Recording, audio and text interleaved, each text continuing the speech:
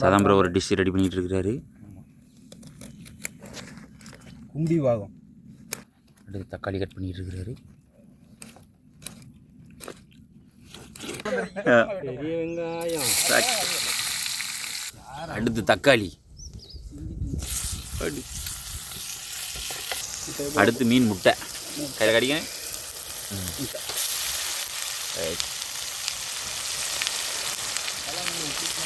மீன் முட்டை விரட்டல். மாஸ்டர் செல்வண்ணே. இப்போ வத்தப்பொடி. அடுத்த மாஸ்டர் வந்து உள்ள களத்தில் இறக்கிருக்காங்க. வாய் மட்டும் தான் வேலை செய்யுது, நம்ம கை வேலை செய்யலையே. ரெடி ஆகிட்டு டிஷ்ஷு பாருங்க. முட்டை அப்படியே நம்ம கோழி முட்டை மாதிரி இருக்கு. கொத்து பரோட்டா, முட்டை கொத்து பரோட்டா.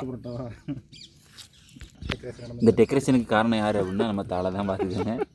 சரிங்களா? கொலையில் போடுறதெல்லாம் திங்கிறாரு, சாப்பிட்றது திங்கிறாரான்னு தெரியல. Ready ready ready ready ready. அடிச்சு விடுங்க தம்பி. வாடா. உயிருக்கு வந்து பாதியில விட்டுட்டு போற பழக்கம் எனக்கு கிடையாது. என்ன பொறுத்த வரைக்கும் இறங்கிட்டேன்னா முட்டை சூப்பரா இருக்கு.